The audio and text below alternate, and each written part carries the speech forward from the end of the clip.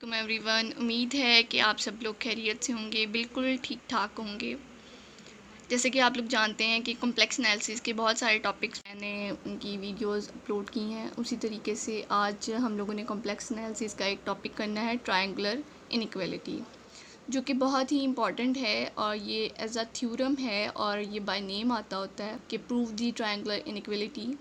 तो इसमें स्टेटमेंट भी आपको खुद से याद करनी पड़ेगी और इसकी स्टेटमेंट कुछ इस तरीके से है कि जैसा कि हम लोग ज्योमेट्री के तहत जानते हैं कि किसी भी ट्रायंगल की एक साइड की लंबाई जो है वो उसके दो साइड की लंबाइयों का सम होता है, उससे कभी भी बड़ी नहीं होती। तो यही इसकी स्टेटमेंट है, जिसको मैथमेटिकली भी प्रूव कर सकते हैं हम या इसको फॉर्मूला के ज़रिए भी प्रूव कर सकते हैं हम लोग। और हम लोग इसको कॉम्प्लेक्स में प्रूव करेंगे, यानी कि जी के तहत हम लोग प्रूव करेंगे। जी1 जी2 टू कॉम्प्लेक्स नंबर्स हम लोग लेकर उसके ज़रिए हम लोग इसको सॉल्व करेंगे। इसकी स्टेटमेंट कुछ इस तरीके से है, जैसे कि हम लोग जानते हैं ज्योमेट्री के तहत, we know from geometry that the length of the side of the triangle corresponding to the vector z1 plus z2 cannot be longer than the sum of the lengths of the remaining two sides। के length of the side of the triangle के triangle की side की जो लंबाई है, जो कि उसके वेक्टर के सम को शो करिए, मतलब वेक्टर्स z1 प्लस z2 की लंबाई जो है वो can not be longer than the sum of the lengths of the remaining two sides, कि कभी भी वो लंबाई जो है बड़ी नहीं हो सकती उसकी रिमेनिंग दो साइड्स के सम से। For all z1 z2 belongs to complex, यहाँ पर जो z1 z2 दोनों जो हैं हमारे पास कॉम्प्लेक्स नंबर्स हैं। अब z1 प्लस z2 का मोड जो है less and equal z1 mod plus z2 mode. आप लोग ये जानते हैं कि जब भी हम लोग सम को सेपरेट करते हैं तो हम लेस एंड इक्वल की इनइक्वलिटी आ जाती है, और ये क्या कहलाएगी, इज़ कॉल्ड ट्रायंगुलर इनइक्वलिटी। अब इसको इस तरीके से भी लिखेंगे, z1 mod minus z2 mod less and equal to z1 plus z2 mod less and equal to z1 mod plus z2 mod. अब यहाँ पर ये जो है ये है लोअर बाउंड हमारी, और ये जो है हमारी अपर बाउंड। अब ये इसकी सारी स्टेटमेंट हो गई। अब हम इसको प्रूव करेंगे। इसका सोल्यूशन हम इस तरीके से करेंगे, consider z1 plus z2 mod square equal z1 plus z1 plus z2 conjugate. ये हम लोगों ने ये वाली प्रॉपर्टी लगाई है, z mod square equal to z dot z conjugate, यानी कि z सिंपल z और उसके कॉन्जुगेट की मल्टीप्लिकेशन किसके बराबर होती है, z मॉड के स्क्वायर के। तो हम लोगों ने यही वाली प्रॉपर्टी लगाई है। उसके बाद हम लोग होल का मोड है एडिशन पर, तो इसको सेपरेट अलग अलग भी लिख सकते हैं प्लस के रिस्पेक्ट। यहाँ पर भी हम लोगों ने एक प्रॉपर्टी लगाई है कॉम्प्लेक्स नंबर्स की, z1 plus z2 conjugate equal z1 conjugate plus z2 conjugate. इसको हम लोगों ने सेपरेटली कॉन्जुगेट को लिख लिया, यानी बार को। अब हम लोग मल्टीप्लिकेशन करेंगे, z1 conjugate plus z1 z2 conjugate plus z1 conjugate plus z2 conjugate. अब यहाँ पर ये देखें, z1 कॉन्जुगेट, ये क्या दोबारा से ये राइट साइड की फॉर्म में है और इसको लेफ़्ट साइड की फॉर्म में दोबारा हम लिख नहीं सकते, इसको बंद कर देंगे, z1 मॉड का स्क्वायर, और यहाँ पर इसको एज इट इज़ लिख दिया। और यहाँ पर हम लोगों ने एक स्टेप खुद से किया है कि हम लोगों ने बार लगाई है, और बार लगाने से हुआ ये कि हम लोग जब ये देखें z1 के ऊपर बार है तो ये सिंपल इसके ऊपर आ गई, और इस पर हम लोगों ने डबल बार लगाई, यानी कि इसके ऊपर जब डबल बार लगाएंगे तो ये हमारा इस फॉर्म में आ जाएगा, यानी कि ये दोनों के ऊपर बार आ गई, z1 z2 बार, ये ऊपर होल की बार।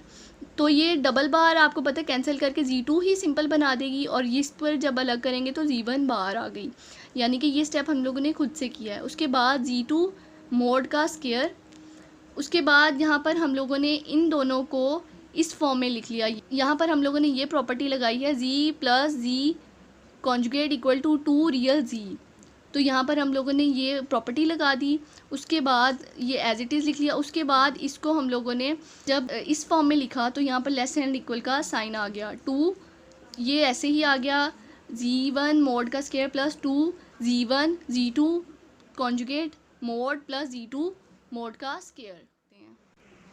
अब z1 z2 मोड स्क्वायर किसके इक्वल आ गया, less and equal to z1 mod square plus 2 z1 mod z2 conjugate mod plus z2 mod square.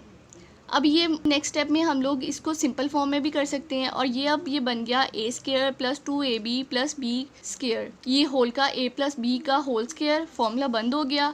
उसके बाद यहाँ पर भी स्क्वायर है और इस साइड पे भी स्क्वायर है, अगर हम दोनों साइडों पे स्क्वायर रूट लेते हैं तो दोनों का स्क्वायर कैंसिल हो जाएगा, और यही हम लोगों ने ट्रायंगुलर इनइक्वालिटी प्रूव करनी थी, और ये हमारी ट्रायंगुलर इनइक्वालिटी प्रूव हो गई।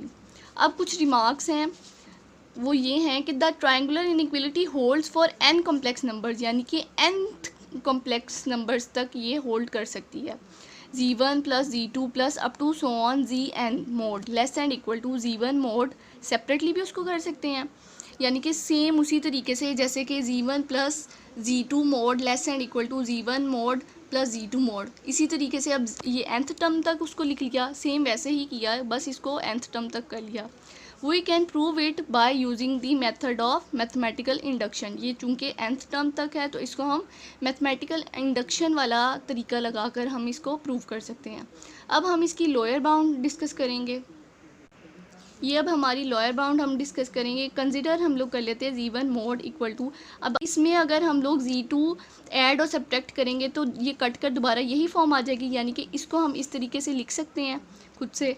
तो ये जब हम सेपरेट करेंगे इसको, तो आपको पता है जब एडिशन के रिस्पेक्ट हम सेपरेट करते हैं मोड को तो लेस एंड इक्वल का साइन आ जाता है। z1 प्लस z2 इसको सेपरेट कर लिया और इसको सेपरेट कर लिया। अब ये माइनस था, लेकिन जब मोड में माइनस ख़त्म होकर पॉजिटिव ही आ जाता है तो ये प्लस का साइन हो गया। अब ये जब ये वाला फैक्टर उठा के हम दूसरी साइड पे लेके जाएंगे तो, या फिर ऐसे कर लें कि हम दोनों साइडों पे, चूँकि इनइक्वालिटी में हम लोग उठा के दूसरी साइड पे नहीं लेके जा सकते, तो दोनों साइडों पे जब हम लोग माइनस z2 मोड सब्ट्रैक्ट कर देंगे तो ये कट जाएगा और यहाँ पर ये लिखा रह जाएगा, तो ये हमारी इक्वेशन 1 बन जाएगी।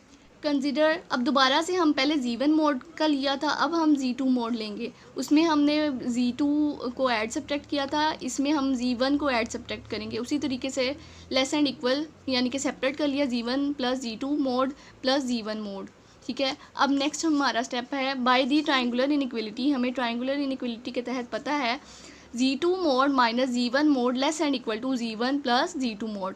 अब इन दोनों साइडों को हम माइनस के साइन से मल्टीप्लाई कर देंगे तो ये इनइक्वालिटी हमारी चेंज हो जाएगी, minus z1 plus z2 mod less and equal to z1 mod minus z2 mod, यानी कि यहाँ पर माइनस का साइन आ जाएगा और यहाँ पर भी जब हम माइनस के साथ मल्टीप्लाई करेंगे तो ये हम इस साइड पे हम लिख लेंगे, यानी कि इनइक्वालिटी हमारी चेंज हो गई।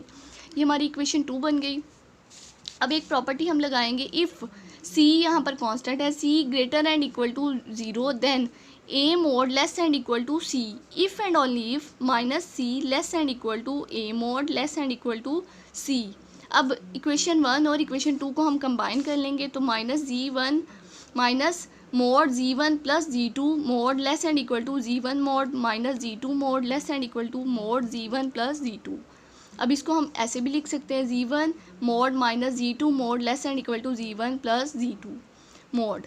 ये हमारी लोअर बाउंड प्रूव हो गई। इसी तरीके से हम लोग अपर बाउंड को भी सॉल्व कर सकते हैं। अपना बहुत ख्याल रखिएगा, स्टे ब्लेस्ड, और मज़ीद वीडियोस के लिए चैनल को आप सब्सक्राइब कर दीजिएगा, लाइक कर दीजिएगा वीडियोस को। अपना बहुत ख्याल रखिएगा, स्टे ब्लेस्ड, अल्लाह हाफिज़।